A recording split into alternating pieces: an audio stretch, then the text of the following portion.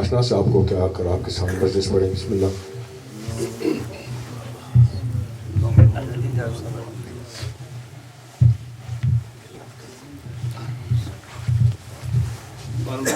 محمد صلوات اللهم صل على محمد وعلى محمد. بار دیگر صلوات اللهم صل على محمد وعلى محمد.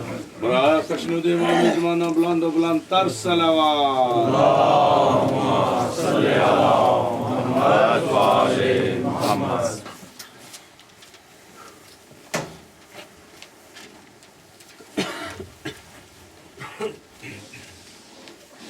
ایک سورہ فاتحہ تمام مرحومین شہداء کے لیے. بسم اللہ الرحمن الرحیم.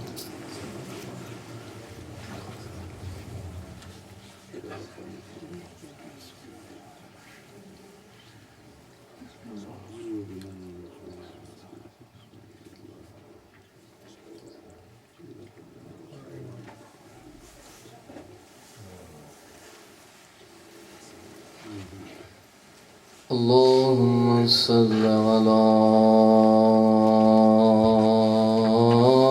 محمد وآل محمد وجل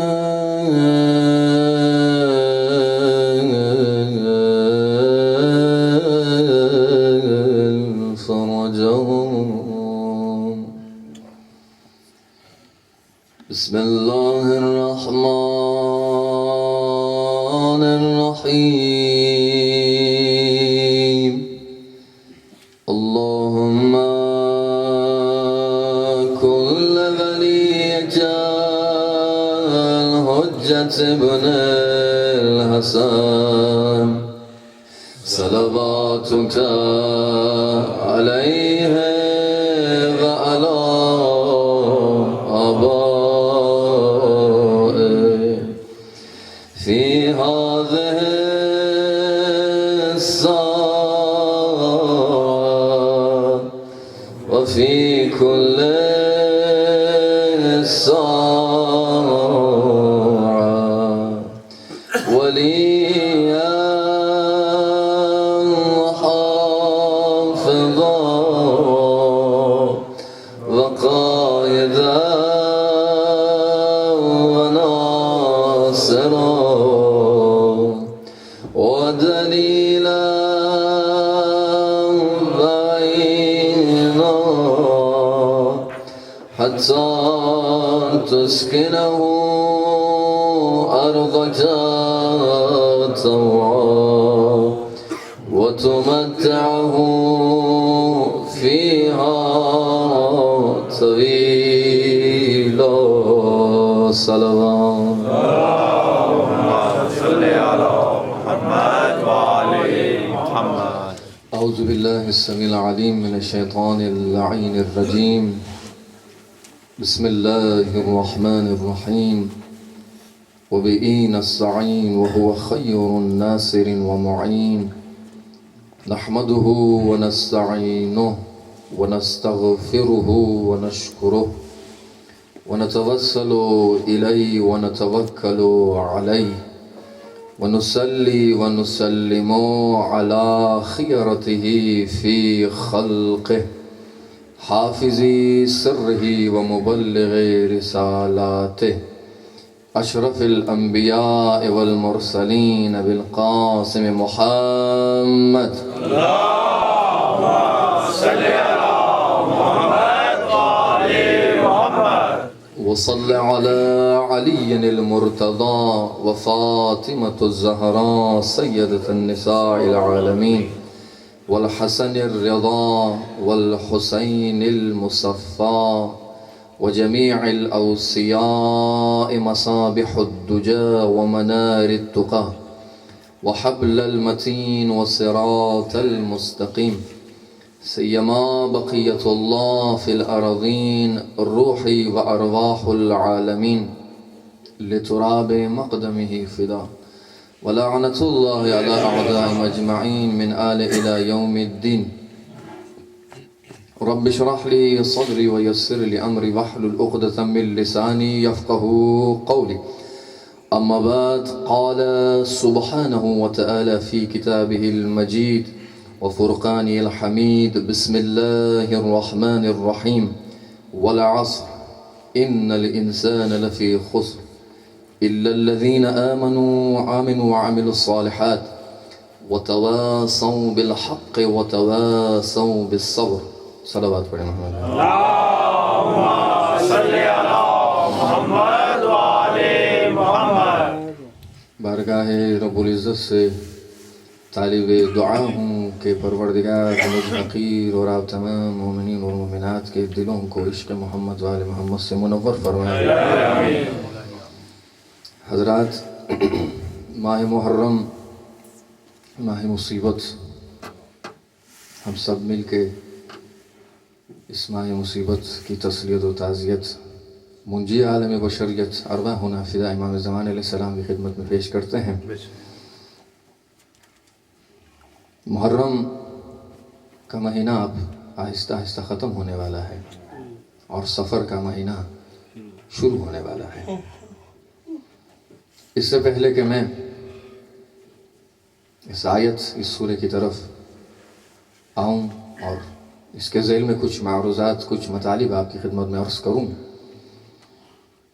کیا وجہ ہے کہ محرم کا مہینہ جب بھی شروع ہوتا ہے تو خود بخود دنیا والوں کو احساس غم ہو جاتا ہے. کسی مسلمان کی بات نہیں کرتا میں، بلکہ ایک مسیحی خاتون جس کا تعلق انگلستان سے، وہ اپنی کتاب میں اس طرح لکھتی ہے کہ پورے عالم میں 3 مظلوم گزرے ہیں. اب یہ ان کی اپنی فکر ہے، لیکن کچھ حد تک اس کی بات ٹھیک بھی ہے. وہ لکھتی ہے اپنی کتاب میں کہ پورے عالم میں 3 مظلوم. نمبر 1، جس کے اوپر سب سے زیادہ ظلم ہوا، جس کے غم کو، جس کی مصیبت کو تاریخ یاد رکھے گی، وہ سقراط، جو سب سے بڑے فلاسفر تھے. کہ اتنی محنت کی اس نے، اتنی کوشش کی کہ اپنی اس فیلڈ میں کامیاب ہو جائیں. آج بھی کتابوں میں آپ دیکھیں سقراط کا نام ہے. جب بھی فلسفہ کی بات آتی ہے تو سقراط کا ذکر ضرور آتا ہے. کہا کہ اس کو بڑی بے دردی کے ساتھ زہر سے قتل کیا گیا. یہ سب سے پہلا مظلوم. تاریخ بشر میں دوسرا مظلوم حضرت عیسیٰ علیہ نبی علیہ وسلم ہے، جس کو بڑی بے دردی سے اب ان کی نظر ہے، در حالانکہ قرآن میں ہے کہ حضرت عیسیٰ قتل نہیں ہوئے. کہا کہ بڑی بے دردی سے اس کو قتل کیا گیا. اور ان دونوں مظلوموں کی فائل بند ہو چکی ہے. تاریخ بشر میں تیسرا مظلوم جو سب سے زیادہ مظلوم ہے وہ حسین علیہ السلام ہے، کہ جس کی فائل کبھی بھی بند نہیں ہو سکتی. اور خود وجہ بیان کرتی ہے کہ اس لیے حسین کی مظلومیت کی فائل بند نہیں ہو سکتی ہے چونکہ حسین کی فائل میں ایک 6 ماہ بچے کا ذکر ہے. پھر کہتی ہے کہ کائنات میں کوئی ایسا قاضی نہیں ہے، کوئی ایسا قاضی نہیں آ سکتا کہ جو آ کے حسین کی فائل کی قضاوت کرے. کوئی ایسا قاضی نہیں آ سکتا. صلوات پڑھیں محمد وعلی محمد. یہ واقعہ محرم ہے، یہ غم حسین ہے، یہ تاب قیامت یہ غم زندہ رہے گا. بڑے بڑے بادشاہ گزرے، بنو امیہ سے لے کر بنو عباس تک، ہر ایک نے یہ کوشش کی کہ کسی نہ کسی طریقے سے اس خاندان کے فضائل کو بھی ختم کر دے اور اس خاندان پر رونے والے جتنے بھی رونے والے ہیں ان کو بھی آہستہ آہستہ ختم کرے. لیکن نہ، اس لیے کہ خون حسین میں وہ تاثیر تھی مولا ابا عبداللہ الحسین کو کس لیے کہتے ہیں السلام علیکم یا سار اللہ؟ میرا سلام ہو تجھ پر اے خون خدا۔ یہ خطاب کسی بھی معصوم کو جو ہے نہیں ملا۔ ہر امام دوسرے امام کی زیارت نامہ زیارت کو لکھتا ہے، لیکن حسین کی عظمت کے لیے یہی کافی ہے کہ حسین کی زیارت کو خود خدا نے لکھا ہے، جسے ہم زیارت عاشورہ کی شکل میں دیکھ سکتے ہیں، اور یہ حدیث قدسی ہے۔ خدا نے حسین کو حسین کی شہادت کے بدلے میں چند چیزیں عطا کی ہیں جو صرف حسین سے مخصوص ہیں۔ ایک یہ کہ حسین کو خون خدا کا خطاب ملا، ایک یہ کہ یا حسین جو بھی زائر تیری زیارت کو آئے گا اس کی دعا مستجاب ہوگی، اور تیسری خصوصیت جو مولا حسین کو ان کی شہادت کے بدلے میں وہ خصوصیت ملی ہے، وہ یہ ہے کہ پروردگار عالم نے خاک کربلا کو خاک شفا بنا دیا۔ کسی بھی معصوم کی قبر سے اگر آپ مٹی اٹھا کے کھائیں گے یہ شرعی لحاظ سے جائز نہیں ہے، چاہے وہ رسول خدا کی قبر ہی کیوں نہ ہو، ان کی قبر مبارک سے مرقد مبارک سے آپ مٹی اٹھا کر نہیں کھا سکتے ہیں، لیکن یہ حسین کی قبر کی عظمت ہے کہ آپ کھا سکتے ہیں، کھا بھی سکتے اور شفا بھی ملے گی آپ کو، کیونکہ خدا نے خاک کربلا کو خاک شفا بنا دیا ہے۔ صلوات پڑھیں محمد والے۔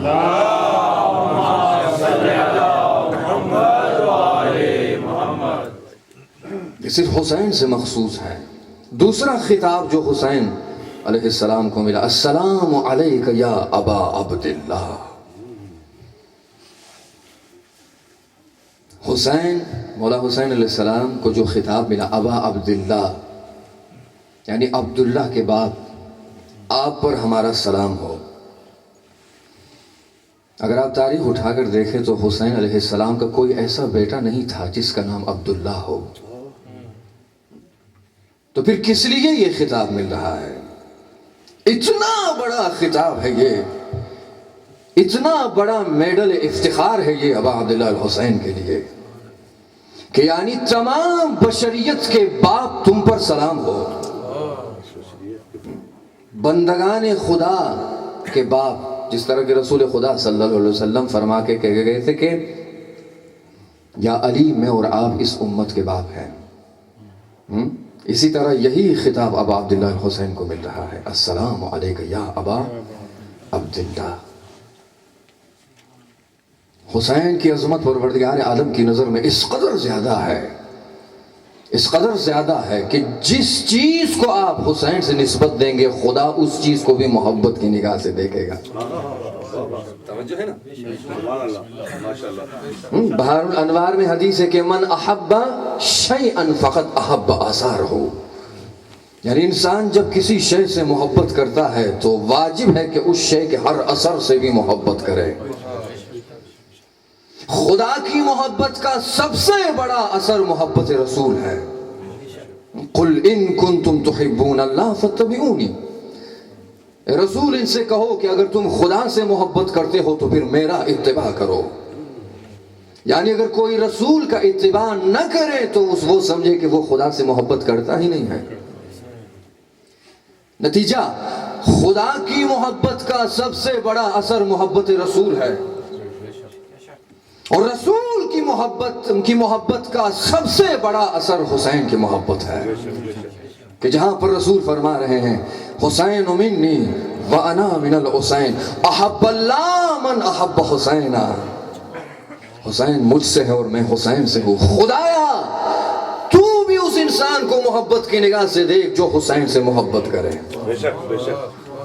بس ہو ہی نہیں سکتا کوئی یہ کہے کہ میں رسول سے محبت تو کرتا ہوں مگر حسین سے محبت نہیں کرتا، ہو ہی نہیں سکتا، اس لیے کہ رسول خدا خود فرما کے گئے ہیں کہ ان للحسین محبتا مکنونتا فی قلوب المؤمنین، کہ کوئی اپنے آپ کو مومن کہے اور یہ کہے کہ میں حسین سے محبت نہیں کرتا، یہ امکان ہے ہی نہیں۔ کس لیے؟ اس لیے کہ حسین خود منبع محبت ہے، ایک مرتبہ مل جل کے صلوات پڑھیں.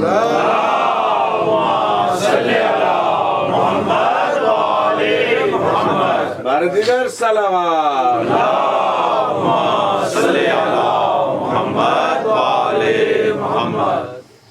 حسین خود منبع محبت ہے. ان الحسین مصباح الہدا وسفینۃ النجات. اس کا ترجمہ میرے خیال میں کرنے کی ضرورت ہے نہیں کہ میں ترجمہ کروں، مگر چونکہ پڑھا لکھا مجمع الحمدللہ چاہتا ہوں کہ میں ایک لفظ یہاں پہ آپ کی خدمت میں، ایک مطلب آپ کی خدمت میں عرض کروں. لوگ کہتے ہیں کہ ابا عبداللہ الحسین چراغ ہدایت اور کشتی نجات تھے. دیکھیں چراغ اور مصباح میں بہت بڑا فرق ہوتا ہے. کسی اندھیرے میں جب آپ چند چراغ روشن کرتے ہیں لیکن محسوس ہوتا ہے کہ پہلے یہاں پہ اندھیرا تھا، اب لگ رہا ہے کہ چراغ روشن ہوا ہے. لیکن مصباح اسے کہتے ہیں جب آپ روشن کریں تو محسوس ہی نہ ہو کہ اندھیرا تھا یا نہیں تھا. یعنی اتنی زیادہ روشنی ہو، اتنی زیادہ روشنی ہو. اب چراغ اور مصباح میں یہ فرق ہے کہ مصباح جب روشن ہو تو محسوس ہی نہ ہو کہ یہاں پہ رات تھی یا دن ہے، محسوس نہ ہو. لیکن جب چراغ روشن ہو تو انسان کو احساس ہو جاتا ہے کہ یہاں پہلے اندھیرا تھا، اب چونکہ چراغ روشن ہوا اس وجہ سے اندھیرا جو ہے وہ کم ہو رہا ہے. کشتی نجات بھی ہے ابا عبداللہ الحسین. قرآن میں 2 کشتیوں کا ذکر آیا ہے، روایات میں بھی 2 کشتیوں کا ذکر آیا ہے. قرآن میں جن 2 کشتیوں کا ذکر آیا ہے، ایک کشتی حضرت نوح ہے اللہ نبی علیہ وسلم، کہ جس کے بارے میں لکھا ہے کہ حضرت نوح نے اس کشتی کو بنانے کے لیے بڑی زحمتیں کی، بڑی تکلیفیں برداشت کی تاکہ یہ کشتی بن جائے. لیکن یہ کشتی بننے کے بعد آپ کیا سوچ رہے ہوں گے کہ اس کشتی میں کتنے انسانوں کو جگہ ملی تھی اور ان انسانوں کو نجات ملی تھی؟ کتنے انسانوں کو؟ 500، 1000، 2000، 5000؟ نہ، جس کشتی کے لیے اتنی زحمتیں کی حضرت نوح نے، اس میں صرف 75 بندوں کو جگہ ملی. 75 بندوں کو. یہ سب سے پہلی کشتی جس کا ذکر قرآن میں آیا ہے. یہ آپ ذہن میں رکھیں کہ 75 بندوں کو اس میں کشتی نوح میں جگہ ملی. ایک کشتی ہے کشتی لقمان. لقمان اپنے بیٹے کو نصیحت کے طور پر فرماتے ہیں کہ بیٹا اپنی زندگی کے لیے ایک ایسی کشتی تیار کرو کیونکہ یہ دنیا غرق ہونے والی ہے. اس دنیا میں چاہے کوئی عالم ہو چاہے کوئی غیر عالم ہو، سب کو غرق ہونا ہے. لہذا تم ایسی کشتی تیار کرو کہ جس کا بادبان تقویٰ سے بنا ہو، جس کا بادبان تقویٰ سے بنا ہو، جس کی لکڑیاں جو ہے رضائے خداوند متعال سے بنی ہو، ایسی کشتی بنا. یہ دوسری کشتی. تیسری کشتی جو روایات میں ہے، رسول خدا صلی اللہ علیہ وسلم بیان فرماتے ہیں مثل اہل بیتی کمثل سفینۃ نوح، کہ میری اہل بیت کی مثال سفینہ نوح کی طرح ہے. جو اس میں سوار ہوگا اسے نجات ملے گی، جو رہ گیا وہ غرق ہو گیا. لیکن چوتھی کشتی جو ہے وہ کیا ہے؟ ان الحسین مصباح الہدا وسفینۃ النجات. اب آپ فرق محسوس کریں کہ کشتی حسین میں کتنی سرعت ہے، کتنی تیزی ہے. نہ کشتی نوح کشتی حسین کا مقابلہ کر سکتی ہے، نہ کشتی لقمان کشتی حسین کا مقابلہ کر سکتی ہے. اور کہاں ایک طرف پوری اہل بیت مل کر کشتی نجات بن جاتی ہے، یہاں ایک طرف حسین. کشتی نوح میں صرف 75 بندوں کو جگہ ملی تھی، مگر کشتی حسین میں پوری بشریت کے لیے جگہ ہے. جس نے بھی آنا ہے وہ آ کے بیٹھ جائے. اب چاہے وہ مسلمان ہو یا ہندو ہو یا مسیحی ہو یا یہودی ہو، سب کے لیے جگہ ہے یہاں پہ. اس کے لیے کسی کے لیے ممانعت نہیں ہے. اور کہاں کشتی لقمان، اس کو بھی بنانے کے لیے کتنی فرصت، کس قدر دقت کی ضرورت ہے. اور کشتی اہل بیت میں بھی شاید چند بندوں کو جگہ ملے حسب توفیق، لیکن کشتی حسین اتنی سرعت ہے، اتنی تیزی کشتی حسین میں کہ ایک عالم نے خواب میں دیکھا کہ میں نے دیکھا کہ بارگاہ ابا عبداللہ الحسین دروازے حرم کے پاس ایک خادم کھڑا ہے. خواب میں دیکھا کہ خادم کھڑا ہے. کچھ افراد آتے ہیں کہ حرم میں داخل ہو جائیں، لیکن چونکہ ان کے لباس کچھ صاف نہیں تھے. خادم نے کہا کہ رک جاؤ کہ تم لوگ اندر نہیں جا سکتے ہو.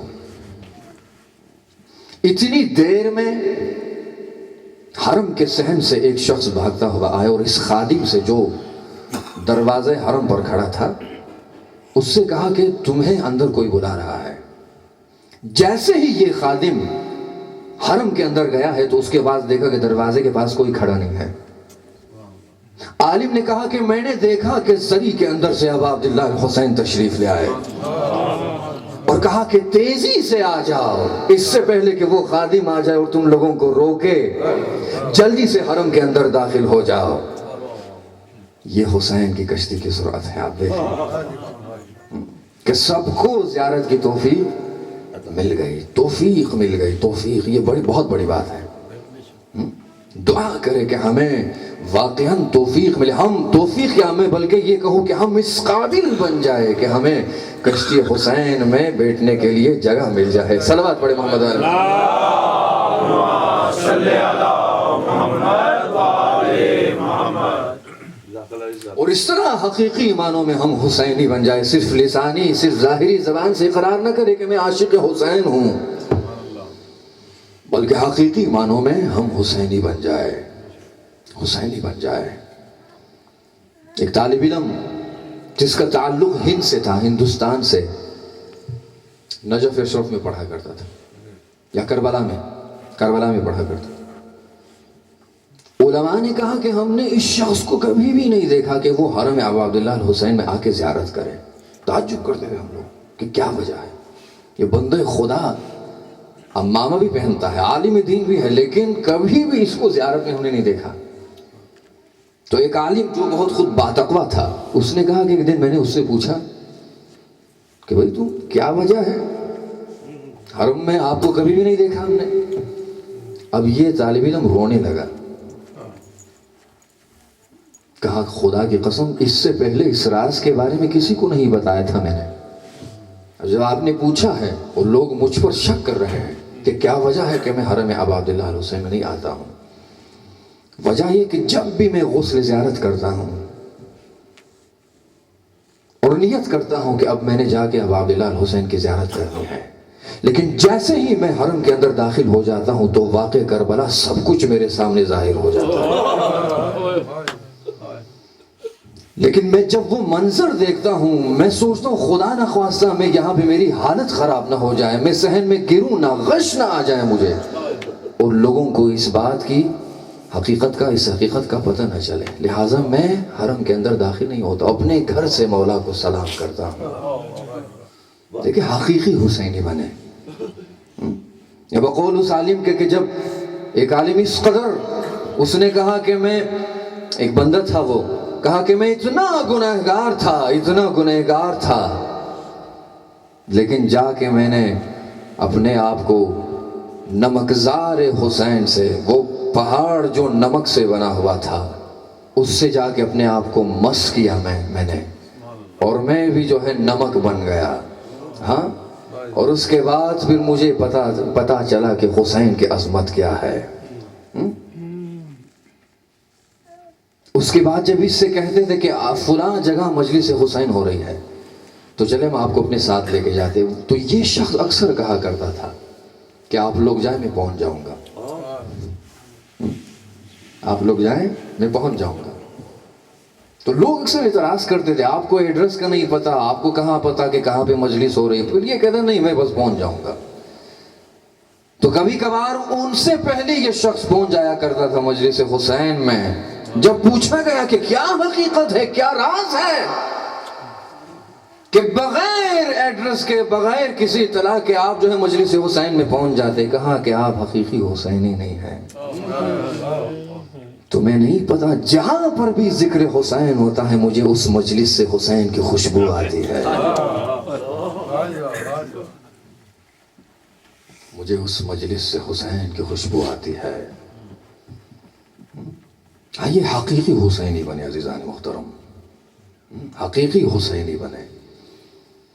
دعا کریں کہ پروردگار ہمیں توفیق دے کہ واقعا جس طرح اب عبداللہ الحسین کو ہم سے امید ہے، ہم کہاں اپنی مجالس میں صرف شمشیر عباس کا ذکر کرتے ہیں.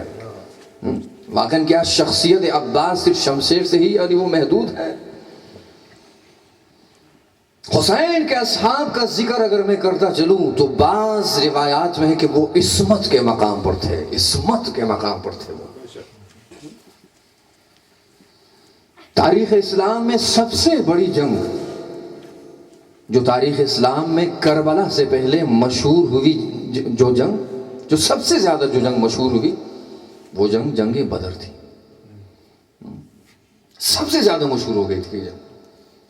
لیکن جب اسی جنگ کو ہم کربلا کے سامنے رکھتے ہیں تو اس جنگ کی کوئی اہمیت نہیں رہ جاتی ہے.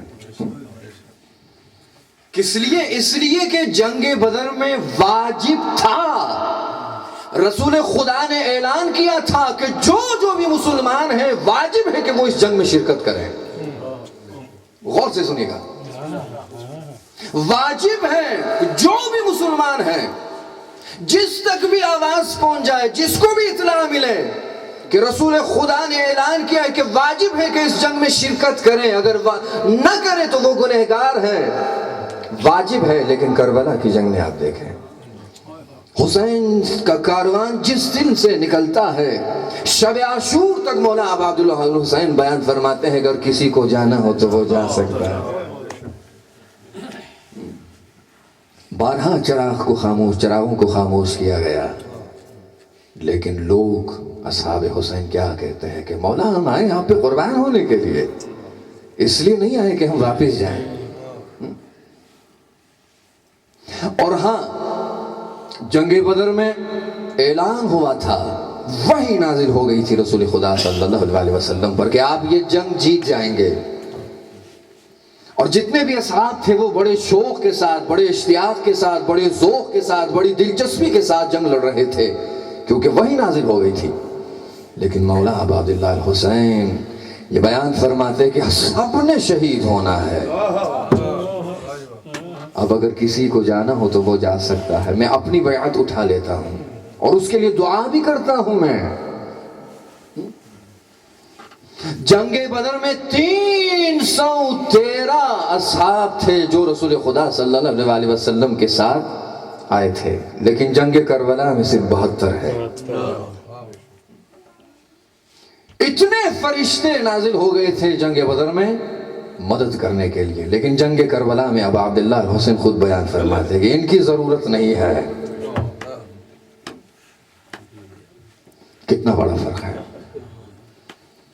اس لیے کہتے ہیں کہ اگر آج توحید ہے تو حسین کے صدقے سے ہے، آج اگر نبوت ہے تو حسین کے صدقے سے ہے، آج اگر امامت ہے تو حسین کے صدقے سے ہے، آج اگر نماز ہے تو حسین کے صدقے سے ہے. بلکہ یہ نہ کہیں کہ حسین نے نماز پڑھ لی ہم کس لیے نماز پڑھے. یہ تو مسیحیوں کی فکر ہے کہ حضرت عیسیٰ قتل ہوئے تاکہ ہمارے گناہوں کی بخشش ہو. نہ، حسین نے نماز کو زندہ کیا، جس لہو نے دین کو زندہ کیا اور حق کا پرچم دہر میں اونچا کیا، اور ہو گئی زندہ نماز اس گھڑی جس گھڑی شبیر نے سجدہ کیا. صلوات پڑھیں محمد وآل محمد.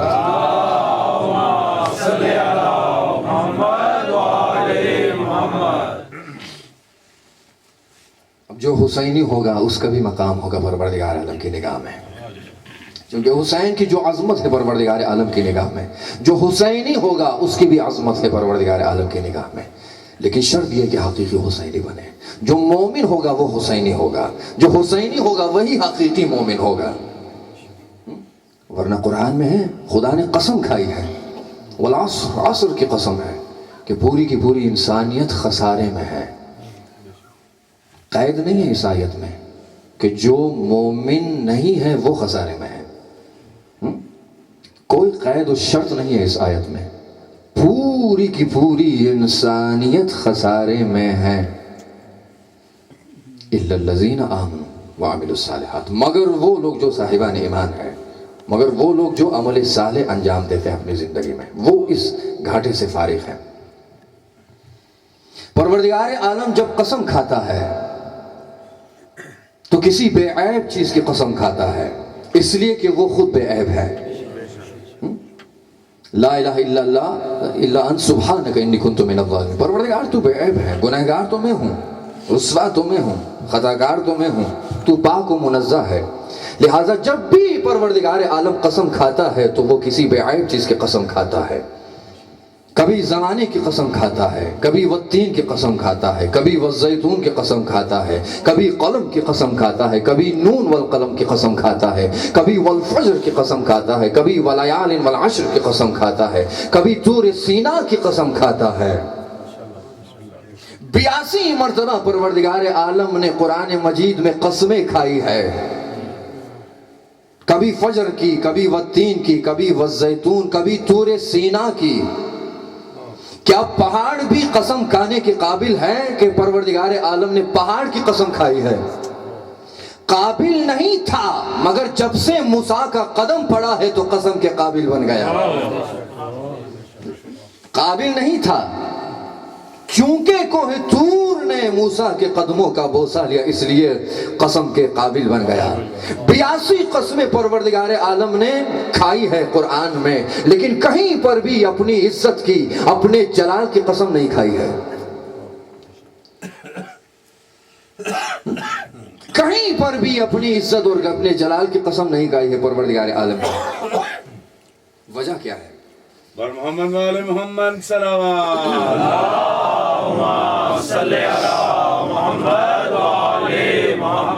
وجہ کیا ہے کہ پروردگار عالم نے اپنے جلال کی قسم نہیں کھائی، اپنی عزت کی قسم نہیں کھائی ہے؟ وجہ کیا ہے؟ دنیا والوں کے جب مسائل ہوتے ہیں تو پروردگار عالم دنیاوی چیزوں کے لیے دنیاوی چیزوں کی قسم کھاتا ہے. لیکن جب کسی ایسے وجود، ایسے ہستیوں کی قسم کھاتا ہے کہ جس کی اہمیت دنیا والوں سے بہت زیادہ ہے، تو وہاں پر دنیاوی چیزوں کی قسم نہیں کھاتا بلکہ اپنی عزت اور اپنے جلال کی قسم کھاتا ہے. قرآن میں نہیں ہے کہ پروردگار عالم نے قسم کھائی ہو کہ مجھے اپنی عزت اور اپنے جلال کی قسم ہے. نہ، 82 قسموں میں ایک بھی ایسی قسم نہیں ہے کہ جس میں پروردگار عالم نے اپنی عزت اور اپنے جلال کی قسم کھائی ہو. کہاں پر پروردگار عالم اپنی عزت اور جلال کی قسم کھاتا ہے؟ حدیث قصہ میں ہے، وَعِزَّتِي وَجَلَالِي إِنِّي خَلَقْتُ السَّمَاءَ مَبْنِيًّا. مجھے اپنی عزت اور اپنے جلال کی قسم ہے کہ میں نے یہ بہتے ہوئے دریا، یہ ٹمٹماتے ستارے، یہ روشن سورج، یہ درخت، یہ دریا، یہ سمندر میں نے خلق نہیں کیے ہیں الا فی محبت ہؤلاء الخمسہ. میں نے صرف محبت آل ابا، پنجتن آل ابا کی محبت میں پوری کائنات کو اپنی عزت اور جلال کی قسم کھاتا ہے پروردگار عالم. پھر یہ دنیا والے اس خاندان کی عظمت کو نہیں سمجھتے. وجہ کیا ہے؟ اس لیے کہ ان کو غیب پر ایمان نہیں ہے. مومن کون ہے؟ مومن ہو تو وہ یقیناً حقیقت کو قبول کرتا ہے. بہت سے ایسے لوگ ہیں، بہت سے تاریخ میں ایسے ایسے افراد گزرے ہیں جو اپنے آپ کو کہتے تھے کہ میں امیر المؤمنین ہوں، میں امیر المؤمنین ہوں. شراب پیے پھر بھی کہے میں امیر المؤمنین ہوں، خراب کام کرے پھر بھی کہے میں امیر المؤمنین ہوں، حلال و حرام کا خیال نہ رکھیں پھر بھی کہے میں امیر المؤمنین ہوں. لہٰذا تاریخ میں بہت سے ایسے امیر المؤمنین بنے ہیں، مگر امام المتقین بنا ہے تو صرف ایک ہی بنا ہے، اور وہ علی کی ذات ہے. اور کسی نے یہ دعویٰ نہیں کیا تاریخ میں کہ میں امام المتقین ہوں. لہٰذا مومن کون ہے؟ قرآن کہتا ہے انما المؤمنون الذین آمنوا باللہ ورسولہ. مومن وہ ہے جو خدا اور اس کے رسول پر ایمان لے کے آئے. کیا یہی کافی ہے؟ ثم لم یرتابوا، ایمان لے آنے کے بعد یہ ہے کہ ایمان کا دامن نہ چھوڑے۔ خدا کہہ رہا ہے کہ ثم لم یرتابوا، کہ ایمان کا دامن نہ چھوڑے۔ کسی نے چھوڑا تھا اس لیے خطاب ہو رہا ہے کہ ایمان کا دامن نہ چھوڑے۔ کیا یہی کافی ہے؟ نہ، وجاہدہم باموالہم وانفسہم فی سبیل اللہ اولئک هم الصادقون۔ جو جہاد کرتا ہے پروردگار عالم کی راہ میں، اپنے مال سے، اپنی جان سے، خدا کی راہ میں جو جہاد کرتا ہے وہی سچوں میں سے ہے۔ آپ پوری تاریخ اب اٹھا کے دیکھیں، کس نے سب سے زیادہ اپنے مال کے ذریعے سے جہاد کیا؟ کس نے سب سے زیادہ اپنی جان کو پیش کیا صرف پروردگار عالم کی رضا کو خریدنے کے لیے؟ 83 غزوات رسول خدا صلی اللہ علیہ وسلم نے جنگیں لڑی ہے، صرف ایک میں علی ابن ابی طالب علیہ السلام شرکت نہ کر سکے، وہ بھی کسی عذر کی بنا پر۔ 82 جنگوں میں ہے۔ اب اس آیت کی روشنی میں جو سب سے حقیقی مومن ہے، جو امیر المومنین ہے، وہ علی ابن ابی طالب علیہ السلام ہے۔ صلوات پڑھیں محمد علیہ۔ صلی علی محمد وعلی محمد۔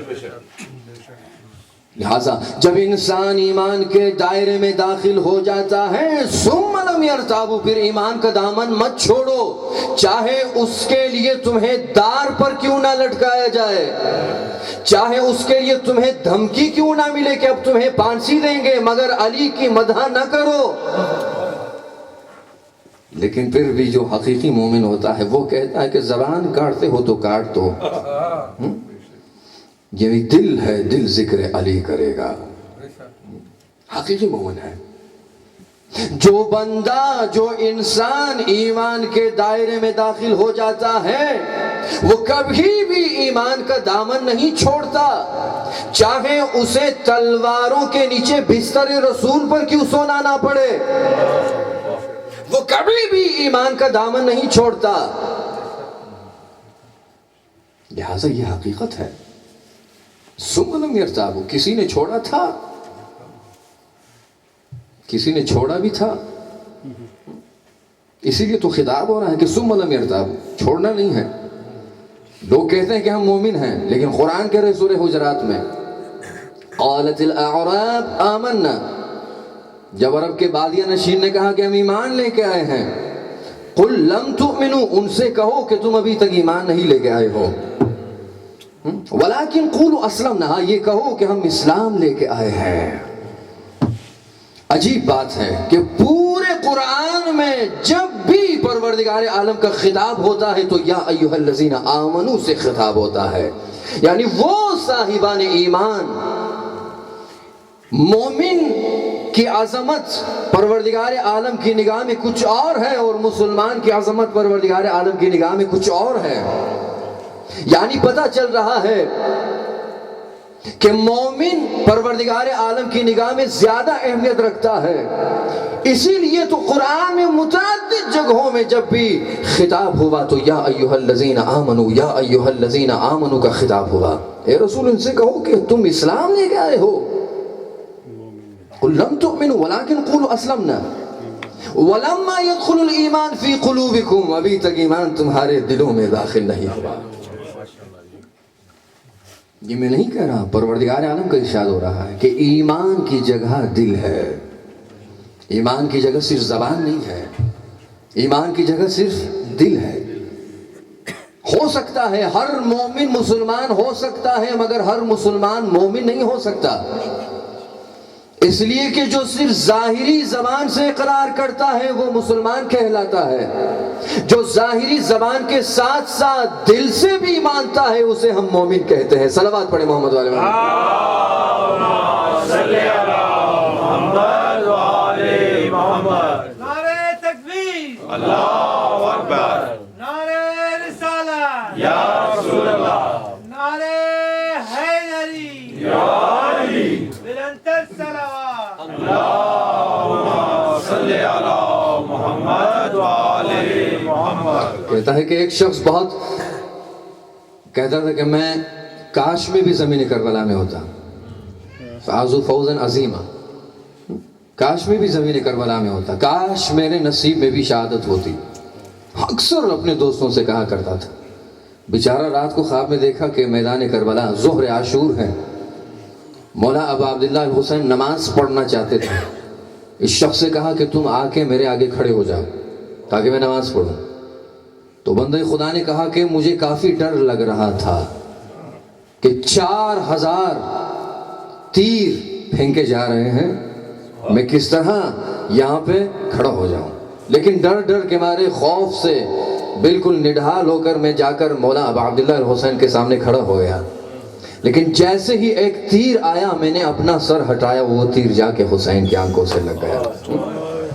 اسی وقت میری آنکھ کھل گئی، میں نے سمجھا کہ میں حقیقی حسینی نہیں بنا ابھی تک، میں ابھی تک حقیقی حسینی نہیں بنا ہوں.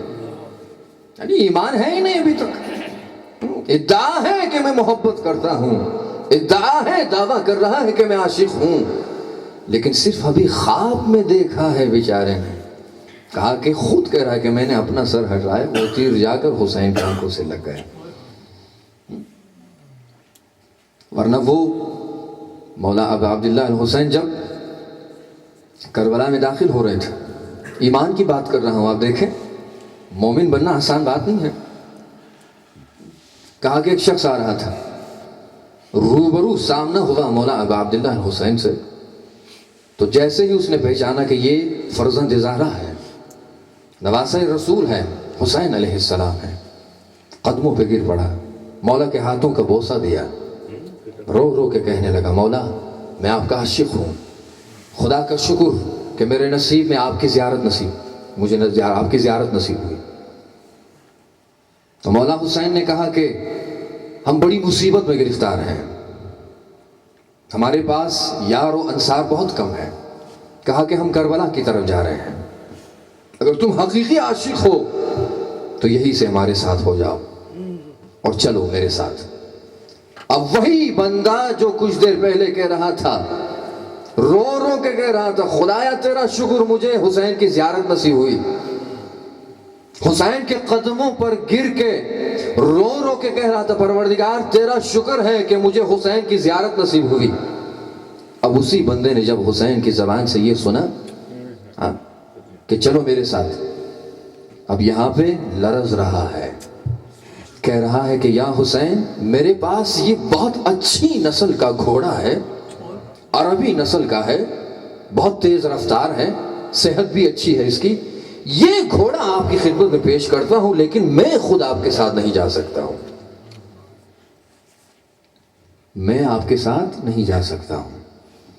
مولا حسین نے کہا اس قدر دور چلے جاؤ، اس قدر دور چلے جاؤ جب میں استغاثہ بلند کروں کہ حل من ناصر ینصرنا، کہ ہے کوئی مجھ غریب حسین کی مدد کرنے والا، اگر میری آواز تمہارے کانوں تک پہنچ جائے اس وقت تیرے اوپر واجب ہوگا کہ تمہیں آنا پڑے گا، لہذا دور ہو جاؤ یہاں سے، دور ہو جاؤ یہاں سے.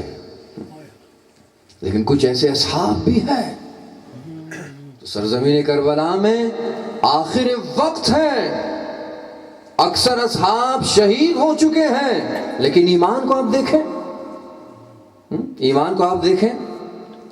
ابو سمامہ یہ سیادی مولا ابا عبداللہ الحسین کے پاس آتے ہیں، مولا میری بس ایک خواہش ہے. اب انسان کے ذہن میں آتا ہے بھائی کون سی ایسی خواہش، شاید یہ بیچارہ سمجھ گیا ہے کہ مجھے شہید ہونا ہے، مجھے مرنا ہے، چلو مرنے سے پہلے ابا عبداللہ حسین سے ضمانت لوں کہ میری جنت کی ضمانت دے نا.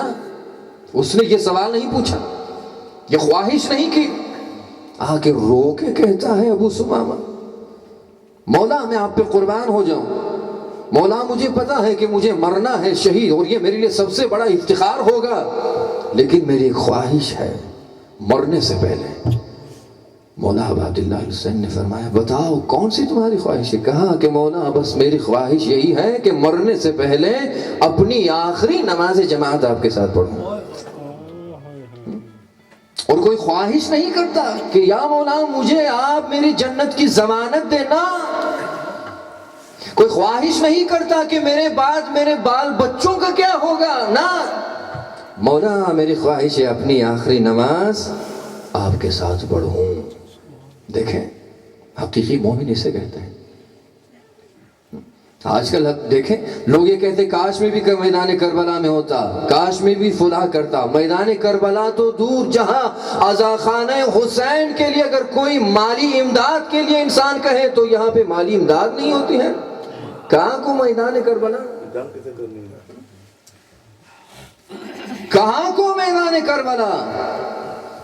اس دور میں بھی ہم جنگ لڑ رہے ہیں، لیکن افسوس کی بات ہے جہاں پر بھی عزاخانہ حسین کی بات آتی ہے، جہاں پر بھی مالی امداد کی بات آتی ہے، وہاں پر سب کہتے ہیں کہ نا میں قرضدار ہوں، میں فلاں۔ صلوات پڑھیں محمد والے۔ اللہم صلی علی محمد وعلی محمد۔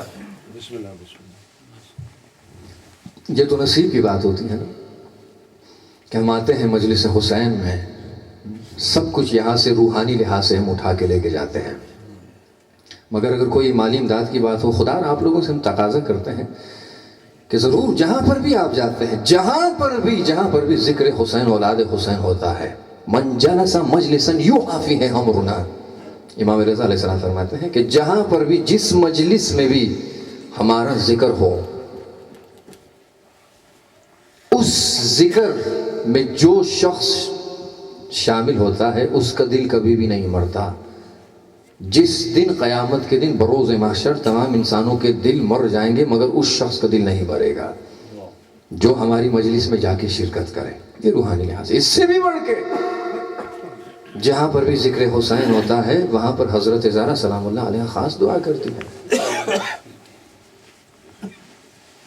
محسوس کریں آپ، واقعی ان مجلسوں سے میں بارہا کہتا ہوں کہ ان مجلسوں میں ہم آ کے عہد کریں، تجدید حیات کے لیے ہم آتے ہیں یہاں پہ، حسین سے تجدید کرنے کے لیے ہم آتے ہیں یہاں پہ۔ اگر نماز میں سستی ہے تو اسی محرم میں وعدہ کرے، تجدید کرے حسین کے ساتھ کہ میں اپنی نماز میں اندر سستی نہیں کروں گا۔ اگر حسینی بننا چاہتے ہو تو حسین کو بے نماز پسند نہیں ہے، حسینی بننا چاہتے ہو تو پھر حلال و حرام کا خیال رکھو، حسینی بننا چاہتے ہو تو پھر والدین کا احترام کرو، حسینی بننا چاہتے ہو تو پھر حجاب کا خیال رکھو، زینبی بننا چاہتے ہو تو پھر پردے کا خیال رکھو، زہرا کا عاشق بننا چاہتی ہو کسی عورتوں سے مخاطب ہوں تو پھر حجاب کا خیال رکھو، سیرت زہرا پر چلو، سیرت حسین پر چلیں آپ۔ عمل میں، کردار میں صرف ظاہری زبان سے اقرار کرنا کہ میں عاشق حسین ہوں یہ کافی نہیں ہے۔ حسین کو صرف لقلقے زبان والی محبت درکار نہیں ہے، بلکہ اعمال کے ذریعے سے محبت کریں، کردار کے ذریعے سے محبت کریں۔ اس طرح آپ حقیقی معنوں میں حسینی بن جائے کہ اگر جب کوئی غیر حسینی کی نظر آپ پر پڑے تو وہ احساس کرے کہ تم حسینی ہو۔ امام صادق علیہ السلام فرماتے ہیں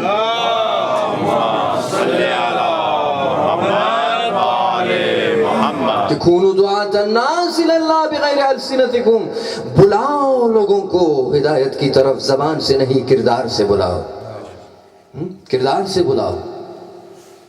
امام سجاد علیہ السلام مسجد میں تشریف فرما ہے، ایک غریب فقیر آ جاتا ہے مسجد میں، مولا میں 400 درہم قرضدار ہوں، مقروض ہوں، خدا نے میری مدد کیجئے۔ امام سجاد علیہ السلام کی آنکھوں سے آنسو آ جاتے ہیں۔ آس پاس میں بیٹھے ہوئے صحابہ نے پوچھا مولا رونے کا سبب کیا ہے؟ اس شخص نے تو ایک سوال ہی تو پوچھا ہے کہ میری مدد کیجئے۔ اب مولا نے فرمایا کہ اس لیے رو رہا ہوں کہ اگر کوئی شخص آپ کی طرف ہاتھ پھیلائے مگر آپ کے پاس دینے کے لیے کچھ نہ ہو، اس سے بڑھ کے کیا اور تکلیف ہو سکتی ہے۔ یہ تکلیف مجھے بہت ستا رہی ہے۔ اب یہ بندہ خدا مسجد سے نکلنے والا تھا کہ وہاں پہ منافقین بھی تھے، آ کے اس فقیر کو تنگ کرنے لگے، کہا کہ یہ عجیب خاندان ہے، کبھی کہتے ہیں کہ پروردگار عالم نے پوری کائنات کو ہماری خاطر خلق کیا ہے، کبھی کہتا ہے کہ خزانہ کائنات ہمارے پاس ہے، کبھی کہتے ہیں یہ لوگ کہ دولت چاہیے تو ہمارے در پہ آ جاؤ، عزت چاہیے تو ہمارے در پہ آ جاؤ، شہرت چاہیے تو ہمارے در پہ آ جاؤ، لیکن ابھی کہہ رہے کہ میرے پاس کچھ بھی نہیں ہے۔ یہ فقیر عاشق تھا، اہل بیت کا عاشق تھا، دوبارہ آ گیا، یا مولا میں تو اپنا قرض بھول گیا، لیکن منافقین کے تانے مجھے بہت ستا رہے ہیں۔ ابھی کہا میں مسجد سے نکلا تھا کہ منافقین آ کے مجھے کہہ رہے ہیں کہ اس طرح یہ خاندان کبھی کہتے ہیں کہ ہمارے پاس کچھ ہے، ہمارے پاس یہ اختیار ہے، ہمارے پاس یہ طاقت ہے، یہ قدرت ہے، تو بھی کہہ رہے ہیں کہ آپ کے پاس کچھ بھی، لوگ مجھے تانا دے رہے ہیں۔ جیسے ہی مولا نے اس فقیر کی زبان سے یہ جملات سنے، کہا کہ جاؤ میرے گھر سے میرے گھر پہ دستک دو، ایک کنیز باہر آئے گی، اس سے کہو کہ مولا نے کہا کہ جو کچھ بھی ہے کھانے کے لیے وہ اٹھا کے دے دو۔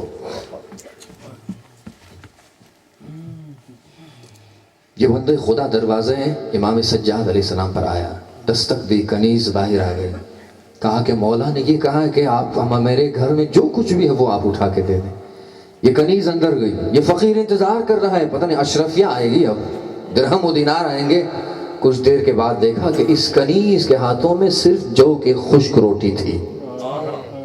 کہا کہ خدا کی قسم مولا کے گھر میں اس کے علاوہ اور کچھ بھی نہیں ہے۔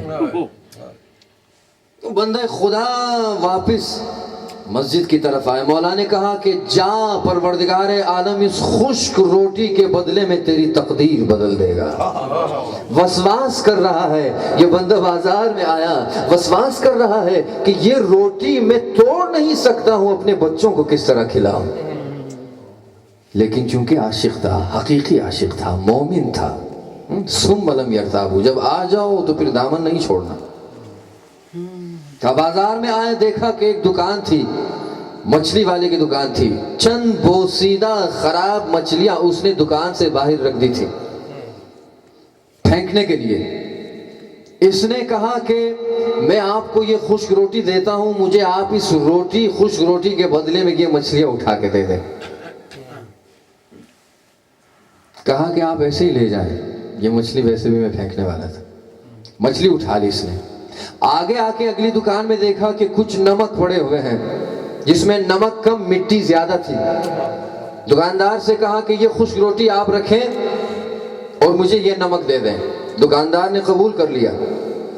یہ بندہ خدا فقیر مچھلی اور نمک، جس میں نمک کم مٹی زیادہ تھی، دونوں لے کر اپنے گھر آیا۔ بچوں سے کہا کہ تیار ہو جاؤ، مچھلی لے کے آیا ہوں۔ اب مچھلی صاف کرنے کے لیے جب بیٹا تو دیکھا کہ مچھلی کے پیٹ سے ایک موتی درآمد، ایک موتی برآمد۔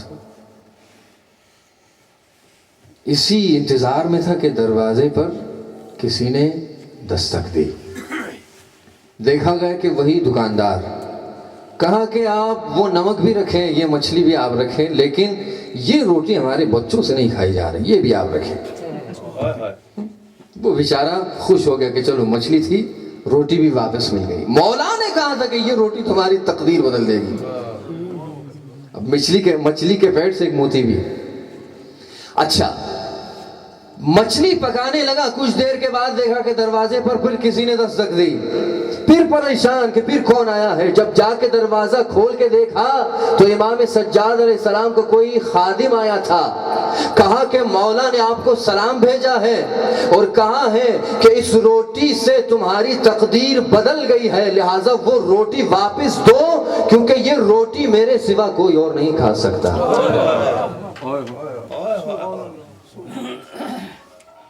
یہ روٹی میرے سوا کوئی اور نہیں کھا سکتا، یہ روٹی میرے سوا کوئی اور نہیں کھا سکتا۔ یہ وہی امام ہے جو اپنے جد کی سیرت پر عمل کرتے کرتے رات کے اندھیرے میں اپنے چہرے مبارک پر نقاب باندھ کر جا کے یتیموں کو اپنے ہاتھوں سے کھانا کھلاتے تھے۔ یہ وہی امام ہے عزیزان محترم جس نے کربلا کی مصیبتوں کو لہجہ بلہجہ اپنی نظروں سے دیکھا۔ اجرکم علی اللہ۔ یہ وہی امام ہے کہ جس کو اپنی مصیبت بیان کرنے کے لیے کسی راوی کی ضرورت نہیں ہے، امام نے خود دیکھا کہ بیویوں کے سر سے کس طرح چادریں چھینی جا رہی ہے، امام نے خود دیکھا کہ کس طرح خیموں کو آگ لگائی جا رہی ہے، امام نے خود دیکھا کہ معصوم بچوں کے چہرے پہ تماچے کس لیے کس طرح مارے جا رہے ہیں۔ یہ وہی امام ہے عزیزان محترم۔ جب کسی نے آ کے پوچھا کہ مولا آپ بس کریں، آپ کس قدر رو رہے ہیں، آپ کس قدر روتے ہیں آپ، تو مولا نے سجدے سے سر اٹھا کر کہا کہ وائے ہو تم پر، میں کس طرح نہ رو۔ حضرت یعقوب ابن اسحاق ابن ابراہیم کے 12 فرزند تھے، ایک فرزند یوسف یعقوب کی آنکھوں سے غائب ہو گیا، در حالانکہ یعقوب کو علم غیب تھا، پتا تھا کہ یوسف زندہ ہے، دربار میں ہے، صحیح ہے، سلامت ہے، لیکن فراق یوسف میں اس قدر روتے رہے، اس قدر روتے رہے کہ یعقوب کی آنکھیں سفید ہو گئی، یعقوب کے بال سفید ہو گئے، یعقوب کی آنکھوں کی بینائی چلی گئی۔ صرف یوسف کے لیے میں کس طرح نہ روں، میں نے خود اپنی آنکھوں سے دیکھا کہ کس طرح میرے بابا میرے بھائی کے کٹے ہوئے سروں کو نو کے نیزہ پر اٹھا رہے تھے، میں کس طرح نہ روں، میں کس طرح نہ روں، میں کس طرح نہ روں۔ یہ وہی مظلوم امام ہے، یہ وہی مظلوم امام ہے۔ آج شب جنت البقیع خاموش ہے، آج کوئی نہیں جا کر قبر امام سجاد علیہ السلام پر ایک شمع روشن کرے، آج اندھیرا ہے قبر سجاد پر۔ یہ وہی امام ہے کہ جس کو صرف ہماری تاریخ میں بیمار امام کہتے ہیں، نہ، یہ اس قدر شجاع امام تھے کہ جب دربار میں پیش کیا گیا تو اپنا مخاطب ہو کر اپنا تعارف اس طرح کراتے ہیں کہ انا ابن القتیل بکربلا، میں قتیل کربلا کا فرزند ہوں، انا ابن علی المرتضی، میں علی مرتضی کا بیٹا ہوں، انا ابن محمد المصطفیٰ، میں محمد مصطفیٰ کا بیٹا ہوں، انا ابن فاطمہ الزہرا، میں فاطمہ زہرا کا بیٹا ہوں، انا ابن زمزم صفا والمروہ، میں فرزند صفا ہوں، میں فرزند زمزم ہوں، میں فرزند کعبہ و منا ہوں۔ یہ امام اپنا کس طرح خوب تعارف کرا رہے ہیں۔ اے لوگوں پہچانو، اگر جو مجھے جانتا ہے وہ ٹھیک ہے، جو مجھے نہیں جانتا اور پہچانتا تو سنو میں کون ہوں۔ جب مولا دربار میں یہ خطبہ دے رہے تھے تو یزید ملعون نے کہا کہ جلدی مؤذن کی طرف اشارہ کیا کہ اذان دو۔ اب جب مؤذن نے تکبیر بلند کی، اللہ اکبر اللہ اکبر، جب وہ کلمہ وحدت کی شہادت دی اور جب رسول خدا کی شہادت دیتا ہے تو امام سجاد علیہ السلام اشارہ کرتا ہے کہ رک جاؤ، کس رسول کی شہادت دے رہے ہو؟ اے یزید بتاؤ، محمد تیرا جد تھا یا میرا جد؟ یزید نے یہ کہا کہ ہاں، جب امام سجاد نے یہ کہا کہ اگر تم کہو کہ میرا جد تو تم جھوٹ بول رہے ہو، اگر اقرار کرو کہ رسول خدا میرا جد تھا تو پھر کس لیے ہم پر اتنا ظلم کیا تم نے؟ کس لیے بیویوں کے سروں سے تم نے چادر چھین لی؟ کس لیے معصوم بچوں کے چہرے پر تم نے تماچے مارے؟ کس لیے خیموں کو آگ لگائی گئی ہے؟ کس لیے میرے بابا حسین کو تشنا ذبح کیا گیا؟ کس لیے امام سوال در سوال پوچھ رہے ہیں۔ ہاں، یہ وہی امام ہیں جب قصاب کی دکان سے گزرتے ہیں تو سوال پوچھتے ہیں، اے قصاب بتا کہ جب تو کسی جانور کو ذبح کرتا ہے کیا تو اسے پانی پلاتا ہے؟ تو جواب ملتا تھا، یہ مصعب ہے